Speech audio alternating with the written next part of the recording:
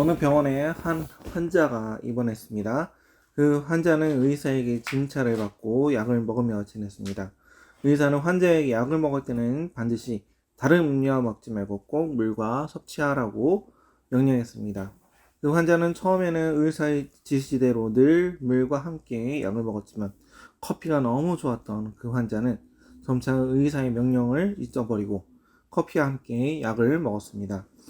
결국 이 환자는 의사의 명령을 따르지 않아 일주일 입원할 것을 한 달 입원했다고 합니다. 오늘 본문은 이스라엘이 블레셋과 전투를 치르는 장면입니다.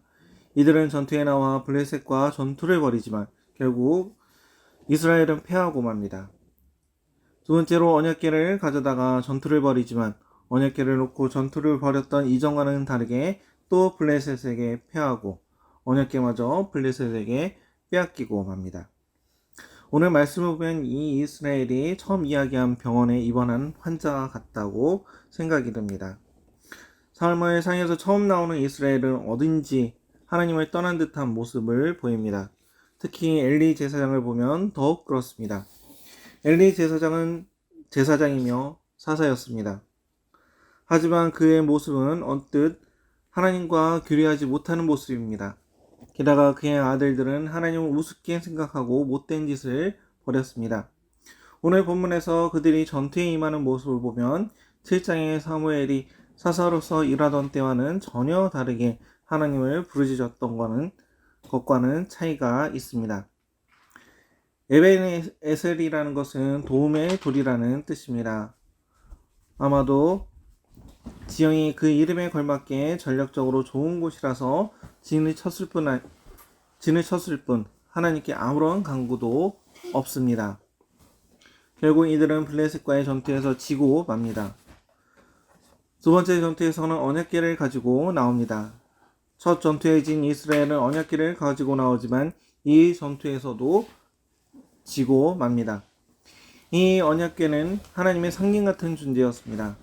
이런 언약궤를 가지고 나왔는데도 불구하고 이들은 전투에서 졌습니다. 언약궤를 가지고 온 이스라엘은 정말 당당했습니다. 그들의 사기는 이미 전투에서 승리한 것과 같은 것이었습니다.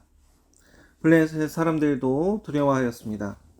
그럼에도 불구하고 이 전쟁에는 지고 말았습니다.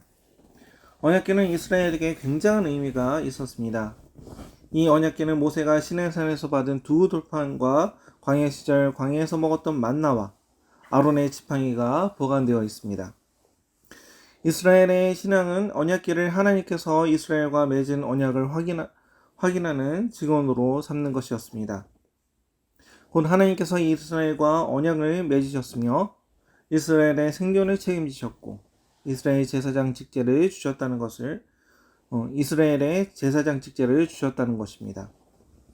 이 언약궤를 통해서 이스라엘은 하나님께서 자기 백성들에게 무엇을 베푸셨는지 구체적으로 깨닫게 하는 것입니다. 즉, 이 언약궤는 하나님이 이스라엘을 구체적으로 인도하심을 드러내는 상징이었습니다. 하나님이 이스라엘과 함께 하신다는 것을 가시적으로 표현하는 종교적, 정치적, 실존적인 상징이었습니다. 언약궤와 함께하는 이스라엘은 하나님의 백성다운 질서와 기계, 신앙과 소망을 이 땅 위에 펼쳐갈 수 있는 것이었습니다. 하지만 오늘 말씀에 나오는 이스라엘은 전혀 그런 이스라엘이 아니었습니다. 사사기에서 보면 이스라엘은 그 순환의 역사를 확인할 수 있습니다.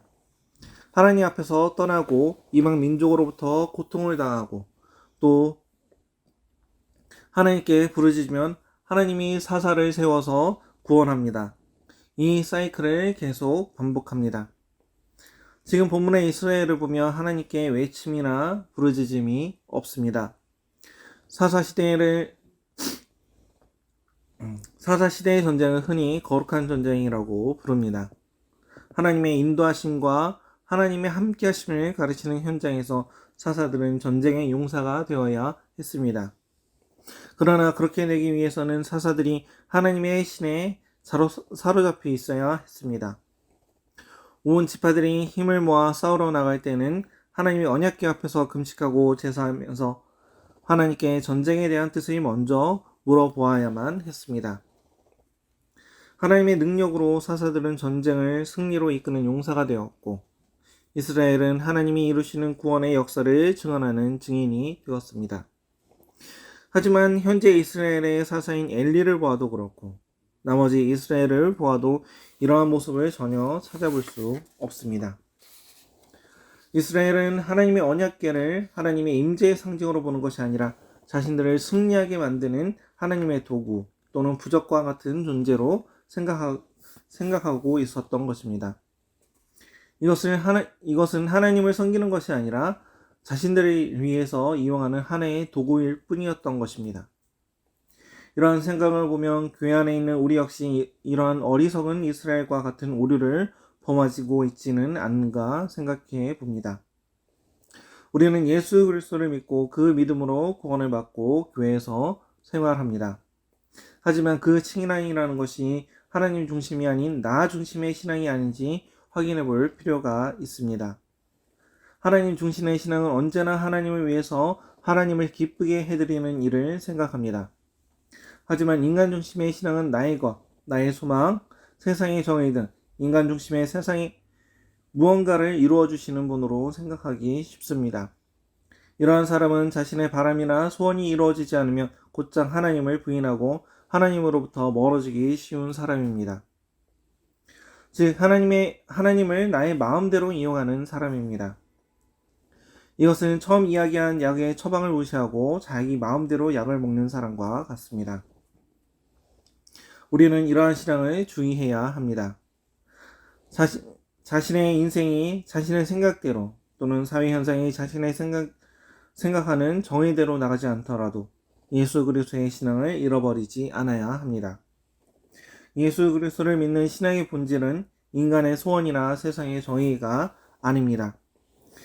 인간은 하나님의 피조물이기 때문에 하나님을 섬기는 것은 당연히 해야 할 일입니다. 공상과학 영화 중 터미네이터라는 영화가 있습니다. 미래 세계의 인공지능이 세상을 점령하고 인간을 소멸하는 것을 시공간을 넘어 서로 막으려는 영화입니다. 인공지능을 지닌 로봇이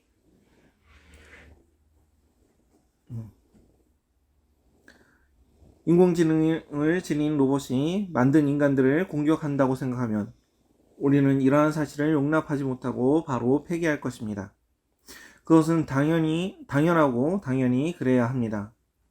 인간이 우리도 이러한데 우리보다 더욱 뛰어난 모든 것을 창조하신 창조주 하나님을 거스른 우리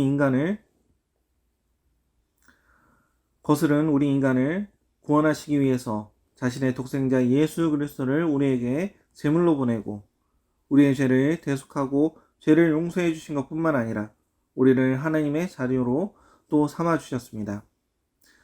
우리에게 또 영원한 가장 좋은 나라로 인도해 주십니다. 정말 우리에게 놀라운 은혜를 베풀어 주신 것입니다.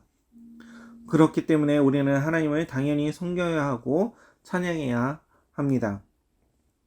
우리가 역사를 통해서 성경을 통해서 훌륭한 신앙의 선배들을 알고 있습니다. 그 중에서도 우리가 신앙의 모범으로 배워야 할 대상으로 욥을 생각해 볼 수 있습니다. 욥은 한순간에 수많은 재산을 잃어버리고 또 한순간에 자신의 자녀를 모두 잃어버렸습니다. 그럼에도 불구하고 그는 여호와 하나님을 예배하고 찬양했습니다. 욥기 1장 20절부터 22절입니다. 욥이 일어나 겉옷을 찢고 머리털을 밀고 땅에 엎드려 예배하며 이르되 내가 모태에서 알몸으로 나왔사온즉 또한 알몸이 그리로 돌아가올지라.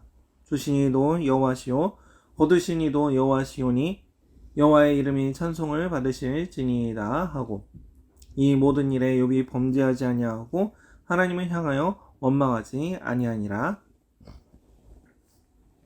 우리는 욥의 이러한 신앙을 배워야 합니다. 어떠한 상황에서도 여호와 하나님을 인정하고 그 섬기는 신앙을 우리 인생 가운데서 실천해 나가야 할 것입니다.